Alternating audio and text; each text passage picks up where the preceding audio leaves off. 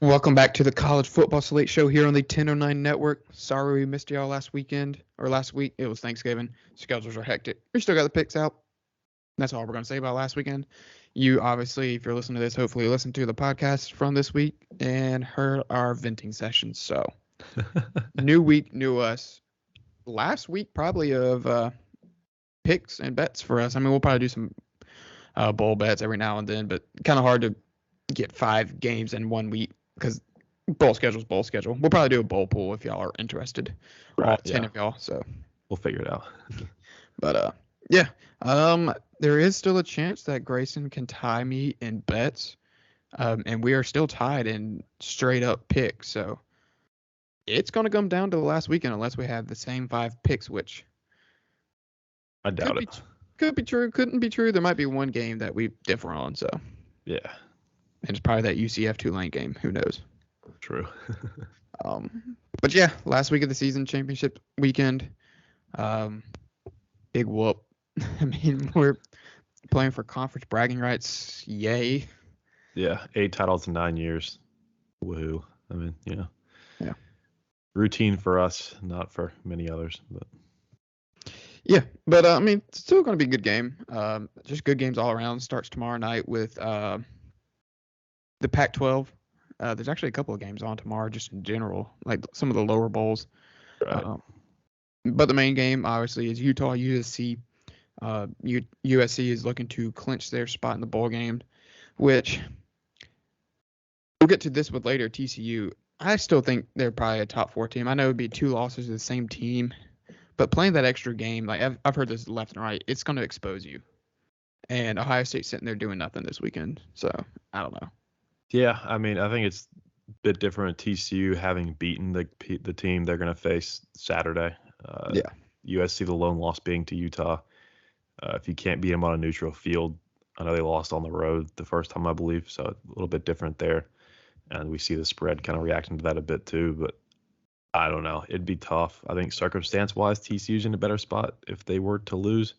Obviously, the manner in which you lose goes a long way. If it's a 30-point boat race either way against these 2 teams, we're going to see a team like Ohio State sneak in. But I think if both these games were within a touchdown either way, that I think these 2 have shown throughout the season they're the 4 best. And the idea that you can sit out, and Tennessee thought they were great for putting themselves in a spot before they showed that they are not to the level of 1998 yet. But the fact that you can just sit at home and not play and just hope for teams that don't need an extra data point to slip up and give you a chance to go to the playoff without earning it that last week just mystifies me. It's always been a thing. Yeah.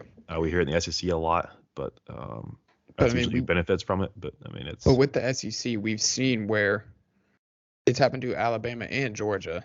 Right. Or no. Alabama sat out a week after they lost to Auburn and still got in. Right. Exactly. But then Georgia last year lost an SEC championship game, but still got in. I mean, which is fair. Right, which will happen again this year. Yeah, they played in that exposed game. So. Right. Yeah, just sitting out that extra weekend. Now, when we expand to 30 teams, whatever it is now, sure. But with 4, are you really one of the best 4 teams in the country if you're not playing for your conference championship? Yeah. I struggle with that, to be honest. Which, I mean, it would be nice to see like teams like Ohio State and Michigan actually play in the Big Ten championship game.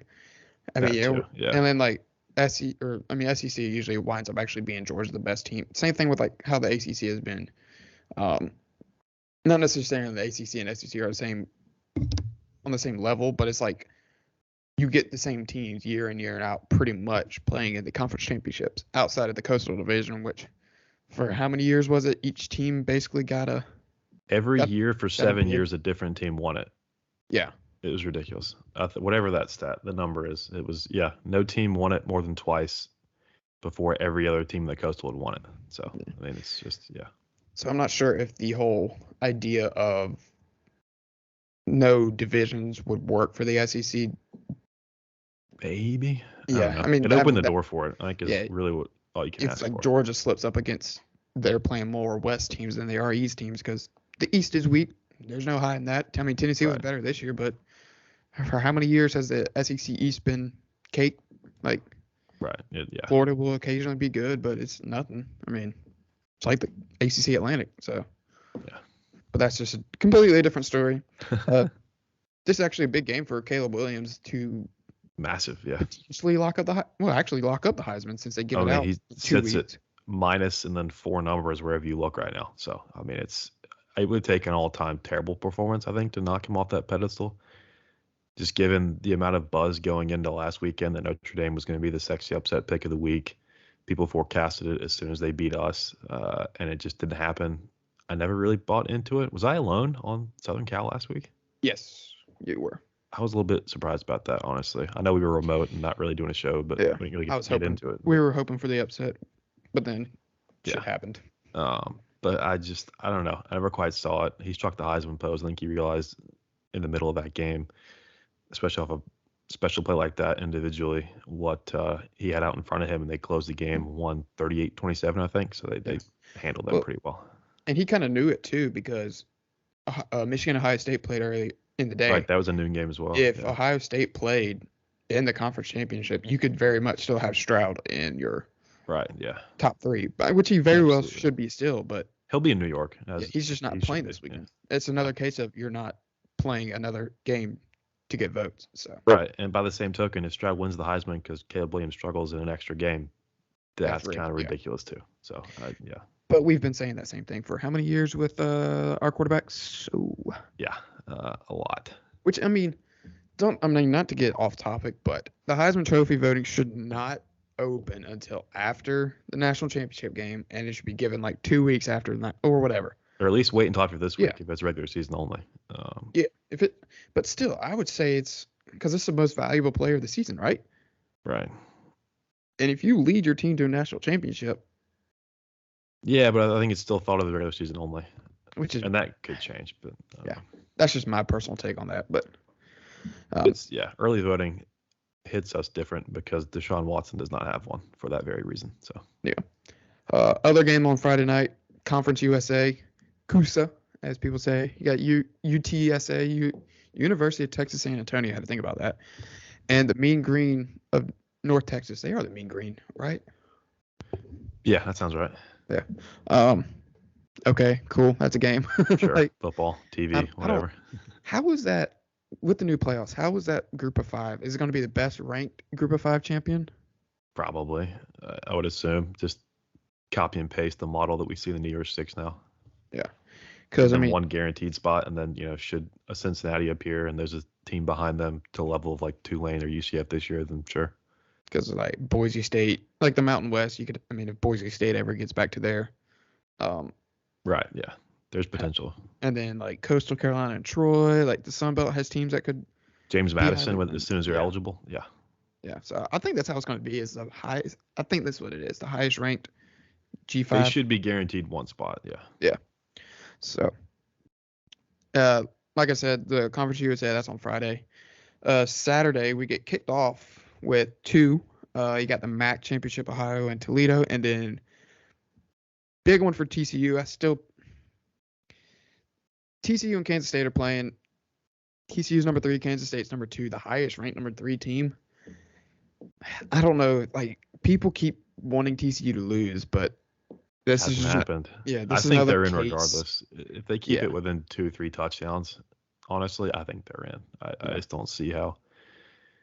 Running the regular season table, I realize it's the Big 12. It's not the strongest conference this year with Oklahoma being down, Texas being down. Gundy, Oklahoma State choking this time of year per usual. I just don't think that. And we've seen this before, TCU getting bumped out in this exact spot. So I don't think history should repeat itself there regardless. Now, if Kansas State beats them like 49-17, then we have an Ohio State conversation to have. But I think barring that, the 4 we've got are the 4 most deserving, and it would take a blowout the other way to change that, in my opinion. Yeah, do you think Adrian Martinez is available? He's not starting for Kansas State, so I think we're going to see the same quarterback that got knocked out in that game. Probably. That's what it seems like, yeah. But that's just another case of you're not playing this weekend. Why should you jump a team that's exposing themselves again? Right, yeah. I just it's been a thing for a while now. It's just every year we get down into it, and it just makes no sense to me every single time. That stadium's going to look weird, though. All purple. Be a It's lot in of Dallas, purple. ain't it? That sounds right. Yeah. Pretty sure they play in Dallas. Continuing at noon, like I said, MAC championship, cool. Toledo, Ohio. Oh well, go Football. Zips. Yeah. Yeah. No, they're not Zips. They're the Golden Rockets. Yeah. Akron's the Zips. 3:30, you got Sun Belt, Troy, and Coastal Carolina.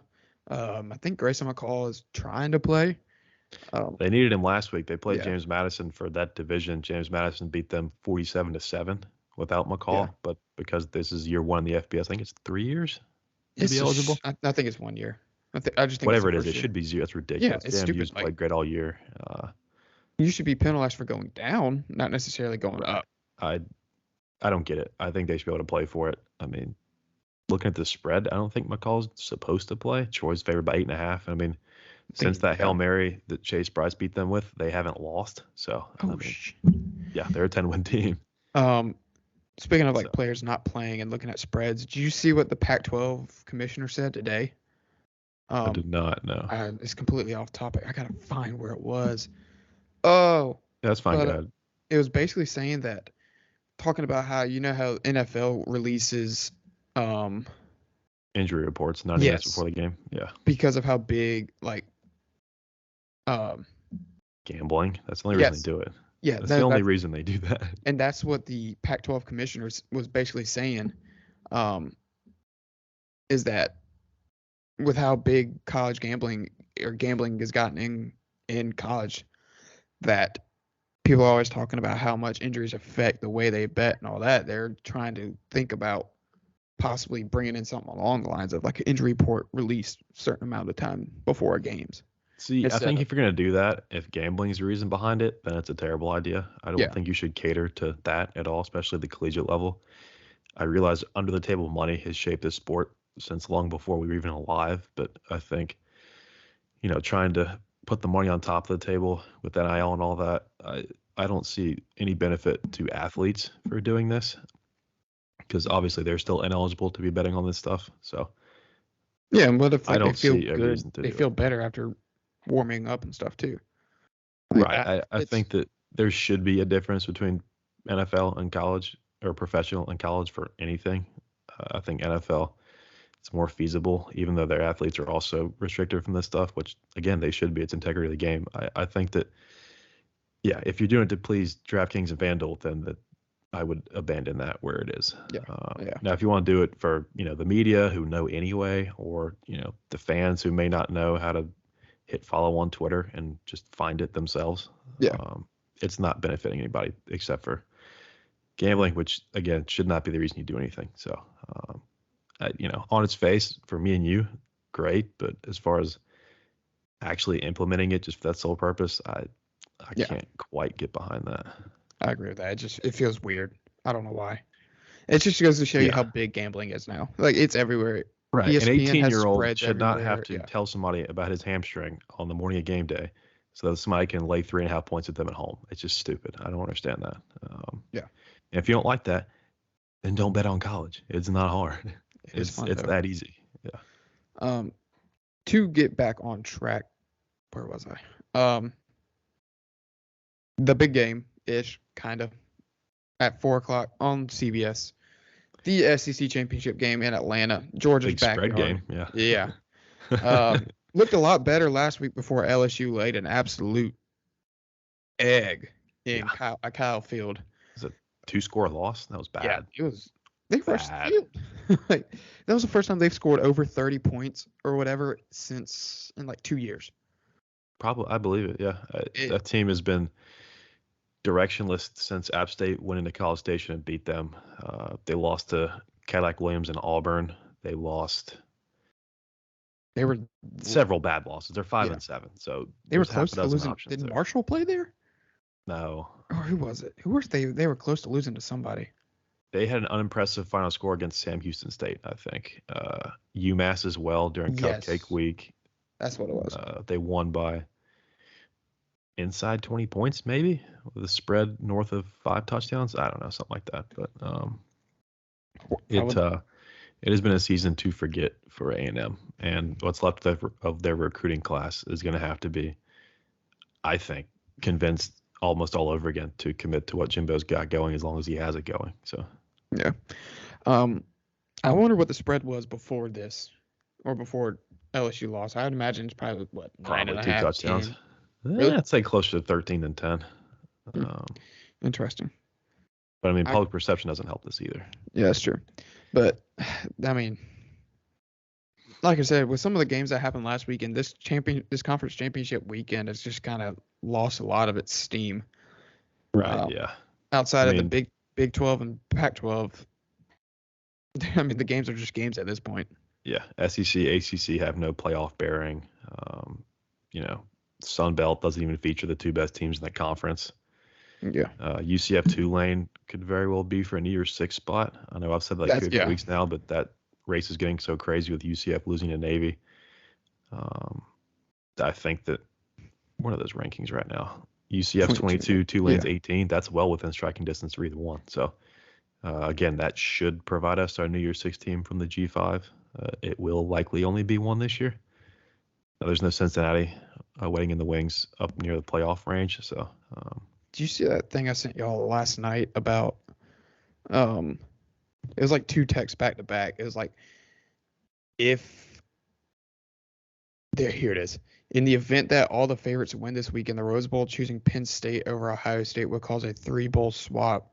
Right. Penn State to Rose Bowl, Ohio State Orange, Tennessee the Cotton. I mean, we'd play Ohio State in the Orange Bowl because the Ohio State requested themselves to not play the Rose Bowl if they missed the playoff. Right. I mean, we had a good game last year. Why not go back out there? That was the best New Year's Six game since, Penn State USC comes to mind in 2017. Just excellent game. Cam Rising and Jackson Smith and Jigba just doing battle for 3 hours. There's like 120 points in that game, something like that. So maybe it's a travel thing. I don't know. Didn't JSN have almost like 300 receiving yards? I think he might have had 300, honestly. And then maybe it's a travel thing. 100 or 200. Not wanting to have fans out in Pasadena 2 years in a row, which sure, but I mean, that's the most iconic venue in college football, honestly. So cause some problems, but we'll probably get more bowl talk next week before bowl games get kicked off. No, absolutely, yeah. So I mean, I guess logistically I get it, but I mean, as USC and UCLA prepare to move to the Big Ten, I mean, you're gonna have to start going there every year anyway. So yeah, I guess I get it. I mean, we had the playoff fatigue type stuff happen. We were in school. People were like, "We're going where now? California, Arizona, these places out west." So it got to the point where they were pretty much banking on us to go to the national championship game. They're like, "We're not going to waste money to go to Arizona. We're going to go ahead and buy Tampa tickets, buy Louisiana tickets." So Atlanta, which I don't think ever actually materialized, but yeah. Other games, I mean, we talked about UCF Tulane. It's going to be a good game. Fresno State, Boise State at 4 as well for the Mountain West. Michigan, Purdue, 8 o'clock on Fox at Indianapolis for the Big Ten. Cool. I seen no Blake Corum, but I mean, Dom Edwards, hot take, not that far off from him as far as effectiveness. I won't speak on talent, but I mean, Dom Edwards beat the hell out of Ohio State. So I mean, they might be 1A, 1B. That dude's a stud too. Yeah, he's excellent. There's a point where he was leading Corum in stats, I think, or like a couple stats. Right. They had the Penn State game, I believe. He absolutely went off. There's been several games where he's topped Corum counting stat wise, but I don't suspect they will have any issues with Purdue. If we see that 60% of the McCarthy we saw Saturday, money line will not be in question. Now, as far as the 17-point spread, I don't know. Truly, does Purdue care? That's really what it's going to come down to. Does Michigan go into halftime up 28-10 and just start slowly sitting guys? I mean, I don't really know how that's played out in the past off the top of my head as far as resting people. But there's a pretty long delay from this weekend to the start of the playoff. So, with Corum being confirmed out now, having that knee surgery, that's really their biggest question mark, I think, health-wise. So everybody else, hopefully, good to go, enters the game as healthy as they can, and they stay that way. But it's just, and then there's the other game, 8 o'clock. Yeah. Biggest game in our state, Bailey. Yeah.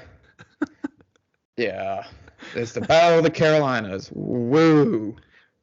Yeah. Winner gets Carowinds, I guess. Yeah, this is 7.5. I feel like is a lot. That's way too many points. The 0.5 is screaming something's wrong here. I don't understand why it is where it is. To be honest, I don't think we've earned the right to be favored over a quarterback as good as Drake May by over a touchdown. Mm-hmm. Now, should we win? Absolutely, we should win. Yeah. The comparison on defense is 3 times as stark as the offensive comparison. So, which is going to be interesting because obviously, happened in the second half. R.J. Mickens will be out, and he has the most interceptions on our team, which is sad at 3. It's not many, yeah. But that freshman that they put in for him, number 12, I forget his name every single time. I think he's actually going to. I forget too. Yeah. It's like an SW. I forget, but he's not going to be bad. He no, for some reason 30 minutes. He reminds me of Kayvon, and if Jalen Phillips plays, that's going to help. Right. Hopefully Sheridan plays a full game. I think he was hurt partially during the South Carolina game. It's just that other side. So. Yeah. Boy, it's that other side. Yeah. Our front seven is going to have to get a lot of pressure. That's going to be key. Yeah, making May uncomfortable. Doing what we can against Downs. Downs can get his, we still win this game. But if we start seeing other guys bubble up near 100 yards or they get in the end zone, there's going to be issues. But, yeah, I would say pressure on May. I'm not sure what his pressure stats are, but if Brian Bressee's bearing down on you, Tyler Davis, any of those guys, KJ Henry gets pressure, then we're going to have a chance. This total at 63.5, if it gets anywhere close to 63, then we are in for a terrible Saturday night because that means it is a shootout, at least on one side, and that side will not be ours. So we saw what happens when we needed to score more than 30 points last week. So right now, I mean, could we get 400 yards rushing? Sure, but I mean, I just don't see. And I'll speak on it more later on. But at 63 points, that is a lot, at least from our perspective. Where a good night for us means this sails under, and we're keeping 30s off the scoreboard and come out with a win. So yeah. Who knows? We shall see. I mean, we talked extensively Monday about this offense and what we need to see out of them. Hopefully, Cade gets some snaps. I mean, I don't know if you want to put him in a conference championship game to get meaningful snaps. I'm torn on that end, but I'd rather see him in that than the Beanie Bowl. Yeah, I'll tell you. I mean, if not now, when? Yeah. If we're correct in our prediction that DJ will be out west next year, what do we have to lose? Yeah. I mean, honestly, against a Gene Chizik defense, really? Is that what we're scared of? Will we see a worse defense than that in the ACC next year? I don't think we will. I really don't think we will. Yeah. So, I mean, I get the spot is huge, but the defense is soft, and expectations couldn't be lower after last week. So, I think that now we rarely actually see play out what makes the most sense to us as far as these two quarterbacks. So I think if the premonition is that we'll see a bunch of Cade, then we might see a lot less of him or none of him. Hopefully that means DJ's bounced back a little bit in what could be his second to last game here. But God, boy, do we hope. I mean, whoever's in, I hope they do well, whether it impacts who lands where next offseason or what, that's whatever. But I mean, we've only got 8 more quarters this team until August. So, hopefully these last 2 games go much better than the last one. Yeah. We shall see. I mean, like we said, big spread, considerably speaking, for this game. Yeah. I hope we win. I'd like to win. Get us to the Orange Bowl, but right. Nothing crazy. Like, I don't know. The expectations are just being shot through the roof, basically. Yeah, pretty much. It's just that speaks to the rivalry and everything that comes with it. So, but it's hard to be optimistic, but we have to, because like I said Tuesday, if we're down coming in this game, then Drake May is going to light us up, and that's going to be that much worse. So, yeah, we shall see. Right. So with all that being said, lackluster weekend. And speaking of lackluster weekends, our picks were not great. It was a losing effort for the straight up picks last week for the pod. I went 1-4. You went 2-3. Jacob went 2-3 as well. I only hit TCU and lost Oregon State, Oregon, LSU, Notre Dame. You hit TCU and USC. lost Ohio State, Oregon, LSU. Jacob hit Michigan, TCU, and then Oregon, LSU, Notre Dame. So with the last weekend, like I mentioned at the top, tied going into last weekend. Me and Grayson are both 41 and 29. Jacob is 32 and 28. Don't know what the percentages are. Who cares? Not getting into that conversation again. So yeah, big weekend for me and Grayson. At least see who comes out on top. We got to figure out some sort of trophy or something. Who wins whatever. Just something, some bragging rights or something cool. Right. But yeah, what games did you pick out for us this weekend? I mean, we're probably just who cares? Yeah. Not a lot of options, but the quality's up compared to usual, even if the quantity's down. But starting off with the first for us, we're gonna pick a Friday game, so you'll hear this a bit earlier. 8 o'clock prime time. It's the only Power 5 game that for some reason is not on Saturday, but sure. Number 11 Utah against number 4 USC with the presumptive at this moment Heisman winner and Caleb Williams. USC a 3-point neutral field favorite. Who do you think wins this one? Where do they play it? I don't where's know. This game played? It's not the Rose Bowl because but hold on, I'm looking real quick. That's a great question. Allegiant Stadium. Oh, they're playing in Las Vegas. Okay, so we get to see some successful football happening in Las Vegas. That's pretty new. Good for the stadium. They're used to watching the worst team in the NFL week in, week out. So we'll get some actual talent on the field other than Devontae Adams. So yeah. And speaking of talent, my pick, I'm going with Southern Cal. That's our Heisman winner. Give me the Trojans. Fight on. Yeah, I think the letdown spot was last week against the Irish. I didn't buy it then. I get like you said earlier, I was surprised to be alone in that, but I just don't think that this Utah team can beat USC twice. We saw them do it once. Credit to Whittingham for going for 2 in the win with Rising on a little bit of a busted play for 2 to win that one. So I think it'll be a great game, honestly. They got the primetime slot they deserve. I think these all should be on Saturday, just to add to the day that we're going to have Saturday watching these games. But I think they have it on just to have like a primetime game on Friday. Right, and it's got to be this time out west too. So, yeah. But yeah, all that being said, you mentioned the talent. I think that's what shines through. We've seen it get USC through some games this year. It didn't happen in Utah, but a neutral field out in Vegas, I think that they will enter the playoff on a winning note. Yeah. Yeah, fight on. So we're 1 for 1. Right. Next up, the team that everyone has wanted to lose every week for about 6 weeks now. Number 3 TCU playing number 10 Kansas State. TCU a 2.5-point favorite. Who do you think wins that one? I was one of the people that wanted them to lose every week because they were just in our way. Right. But now, since we're out of it, I actually think they're a good team. Give me the Horned Frogs. If Adrian Martinez plays, it's going to be a little closer. Who knows? I just think TCU has got momentum and they're going to reach the playoffs, surprisingly. Yeah, again, I think we've seen the big letdown spot for them come and go with that game against Baylor. It could very well come down to a situation like that again. And I think either way that field goal goes late, that they'll be in the playoff if that's what decides it.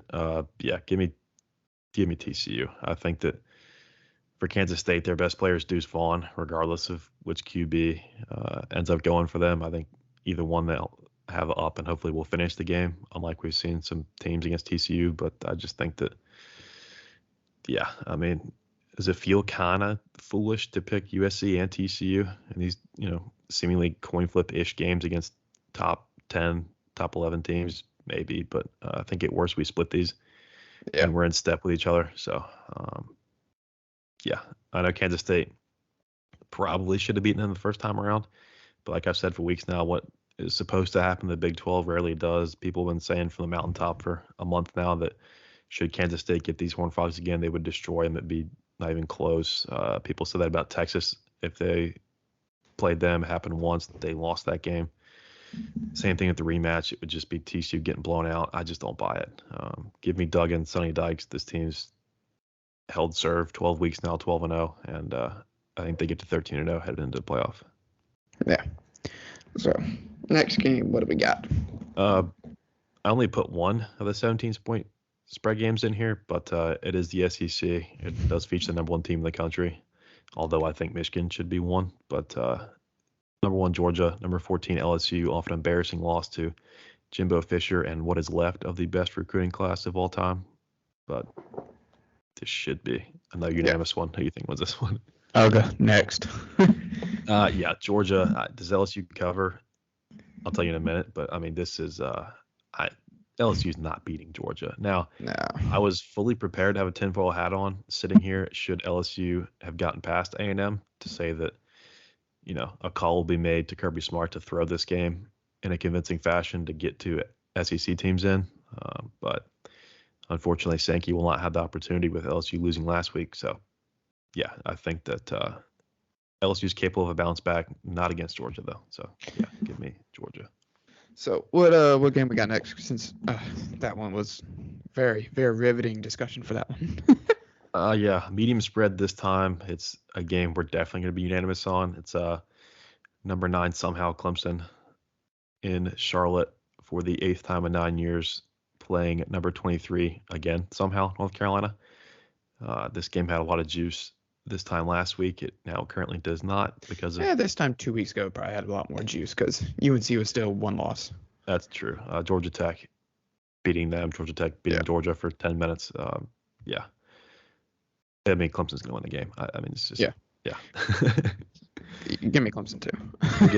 biggest game in our state, to say the least. We always pick those. So yeah, give me Clemson. Shout out to my uncle. That was for you, Uncle B. Yeah, and we would pick South Carolina's game this weekend, but like this weekend, the last probably 15 weekends before it, they are not participating. So good luck during the bye week, and hopefully Rattler doesn't get hurt skipping the bowl game to go get drafted in the 5th round somewhere. So with that being said, the last pick we've got this week, not a Power 5, but this conference is the next best thing. So number 22 UCF against number 18 Tulane. Tulane a 3.5-point favorite. I can finally say definitively we'll decide who plays in the New Year's 6 season from the G5. So who do you think wins this one? God, they just played each other too. Right. At Tulane. And UCF beat them 38-31. It's hard to beat a team twice in the same year. We saw that with Clemson and Notre Dame. That's the only one I can remember at the moment. And we might see it again with Utah and USC, Kansas State and TCU. Right. Give me the team that we've been to the stadium to. Give me Tulane. I'm riding the green wave. Yeah, it's good that we're on the same page, but also bad because I can't not take Tulane again. I took them the first time around. I was wrong, but I will say the only really cautionary note from me is Willie Fritz was the Georgia Tech head coach for like 12 hours. I don't know what all really went on with that as far as, him leaving, not leaving, whatever happened. But Georgia Tech since, I believe, hired the interim in Atlanta. So that's been resolved. But I still think the players be bought in. They've got a lot to play for.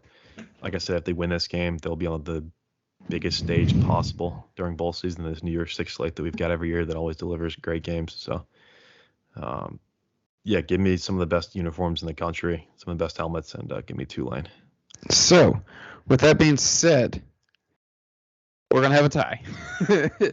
We'll figure something out. In our first, we might do something where pick national championship or playoffs. Yeah. We'll figure it out. Yeah. We got the same picks. I probably saw that coming. I knew we'd probably maybe differ on the UCF Tulane game, but when I saw that Tulane again, I was like, I got to take them. Yeah. No shame in that. Productive year of picks, I think, straight up at least. Yeah, we're over 500, so you can't be easily sad about that. How are the bets looking after last week? I have to ask, unfortunately. There's currently only one person over 500, and that would be yours truly. I'm 20-18-1. I did only go 1-2 last weekend. I hit the over in Michigan's Ohio State game. Wake Forest and Louisville both lost me. Grayson pushed Penn State. He's 17, 21, and 1. He pushed Penn State, bandied again, and then LSU'd. Jacob as well went 1-2. He's 14, 21, and 1, and only hit Michigan State +8. He had LSU and Notre Dame, so. Yeah, that might be my first winless week since week 2, because I started 0-6, I think, and then I was like 8-6 or something like that. But limited slate. I can focus a little more and hopefully get a 3-0 week like I had in the NFL. But we'll see. Yeah. We talked before the show and our little pre-show. We're both feeling the same thing about this one. My first one that I got is USC -3. ESPN has it -2.5. Do we want to go with that, or are we going DraftKings? Yeah, we've been going DraftKings. We've been going DraftKings all year. Give me the 3. They're going to win by 4. Give me USC -3. Yeah, we always kind of talk, make sure we're not going to be in lockstep with these, like the picks. I, out of the kindness of my heart, gave him this one, I think. I can't remember the week, but there was a week I gave him like 2 and they went 2-0. So hopefully that will keep up because I'll have this personally.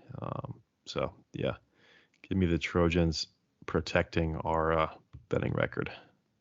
First one for me, it's another game around a field goal. It's 2.5 though. Thank goodness. Got just under that key number of 3, but give me TCU -2.5. I want to double down on too many of these games, but I'll double down on this one. I'm pretty confident TCU can slow down Deuce Vaughn and Kansas State, whoever the quarterback may be. So I just think that, like I said before, the letdown spots have come and gone. I think this is a phase in the season where Sonny Dykes is going to have this team ready. This offense is capable of coming back from any hole they may dig themselves. So hopefully we'll get the version of TCU that went out and dominated Texas and not the version that should have lost to Kansas State the first time around. I like that pick. I think we were both probably in between those 2 picks. So I'll probably bet that one as well. I'm going to piggyback off you a little bit. I'm hoping they don't contain Deuce Vaughn a lot. Let him score a couple touchdowns and TCU score more than 3 against them. Give me the over. Big 12 championship game. It screams points to me. It's over 62. There's not much this weekend. I just like points. Give me some points over. Yeah. That somehow is not the highest total on Saturday. The highest total on Saturday is going to be in primetime under lights in Charlotte, and that is Clemson, North Carolina. But for my own sanity and mental health and just overall well-being, I'm going to take under, because should this game go over 63.5 points, then I will not be wearing shoelaces for a while, just given the 2 weeks that would end up being for Clemson football. So yeah, I don't see a lot of points in this game, especially the way UNC has been playing recently too. Right. I certainly hope that this is much closer to the 40s than the 60s, because that would mean a much better night for me, Bailey, and a lot of other people wearing orange. So yeah, give me under 63.5 in Charlotte Saturday night. With my last bet, probably of the season, who knows? Well, at least on here, we still gamble. Come on now. I'm still going with points, but I'm going to go points with a team. Give me Michigan over 34.5 team total. I think they figured out something with their passing offense last week. Like, where did that come from? Yeah. Blake Corum is out, but we saw what they did without him last week because he played a drive, I think. They got a perfectly fine backup. So give me Michigan over 34.5, and it's Purdue. Cool. Right. They're going to have the ball a lot. You mentioned last week, Donovan Edwards filled in admirably, as he has all year. Really is more of a compliment than a replacement, to be honest. So 5 touchdowns, not asking a ton, especially we saw the missed assignments from Ohio State last week that allowed J.J. McCarthy to throw to literal wide open receivers. Like, there was no one. I mean, Fox has 80 cameras for that game, and there was not an Ohio State defender in any of those pictures. Yeah. Or like 3 of the touchdowns. So I like that a lot. 35 seems like a good number to shoot for them. My last one, I'm going to be involved in points as well. I'm going to take LSU plus 17.5. I just don't think that Georgia has any reason to really put the hammer down. The only team that could really threaten them for that top seed is playing an unranked team with 4 losses. So I just don't see the benefit of them going full octane. We've seen them in a similar spot. They played Tennessee, took the pedal off the gas at halftime, and still won by inside this number. It was never a game that was in much of any doubt. They pretty much just started dominance, came out second half and just played the clock to death. So I think we see something similar here. Georgia has much, much more to play for than this LSU game. I realize LSU coming off one of the more embarrassing SEC losses of the year, especially in conference, just the way those trajectories were pointed before they lost to Texas A&M. But I think that for pride, if nothing else, they will keep this within 17. I mean, it could very well land on 17. That extra hook just kind of enticed me towards this one. But yeah, give me LSU to not embarrass themselves back-to-back weeks. Yeah. The only thing I'm worried about that is how healthy is Jalen Daniels going to be. He was in a boot for this week, so. Yeah, that's true too. Other than that, I mean, like you said, Georgia has no point in going all out. I mean, they pretty much have secured number one as long as they win. So rest some guys, basically. Right. If Michigan, and I think they should have, was going to jump Georgia, it would have been this week after dominating Ohio State. But, I mean, Purdue, I believe the only unranked participant in the Power 5 conference championship games. So, I mean, that's, quality of opponent matters. Well, actually, I guess it doesn't to the committee. But honestly, if they beat Purdue by 40 and Georgia wins by 3 and they put Michigan 1, then burn the committee to the ground because I don't understand it. Yeah. Like I said, if it was going to be Michigan 1. Not really that them flip-flopping doesn't have an effect on anything, really. Maybe placement of the game, but Georgia travels anyway, so. Right. But like I said, if a jump were to happen at 1, I think it would have happened this Tuesday as opposed to next Monday or Tuesday. But and it also depends on a lot of things. Like if TCU or USC slips and that slides Oregon in, they probably will jump, or Ohio State in. They probably will jump Michigan or Oregon and make it to where they don't match up in the playoffs, or at least that's true too. That does matter. Yeah. So. Well, Ohio State would be 4 if they do sneak in. So I think that would definitely keep Michigan off that top line, which really could have played into this Tuesday. Now I think about it. But I don't know. I'm a proponent of getting the teams right and worrying about logistics later, but they seem to be protecting themselves from a rematch, at least in the first round, between Michigan and Ohio State, which, fine, go ahead. So, with all that being said, pretty good first little bit of Slate shows. We figured things out. Records aren't bad as long as we finish out with a winning record and something. Right. Follow us. But yeah, like I said, we'll figure something out. We'll do a bowl pool, send it out on Twitter, stuff like that. Right. Maybe a little buy-in. Hopefully these championship games are good. Clemson wins. We go to the Orange Bowl, end up perfectly fine. But yeah, I don't have anything else for so far. Nope, that should wrap up college regular season done. Pre-postseason this weekend, and then we'll get into bowl pool talk and playoff and all that stuff. Yeah. So we're gonna do our patented stop and start with going into the NFL. So we'll catch you on the flip side. Yeah. Deuces. Subscribe.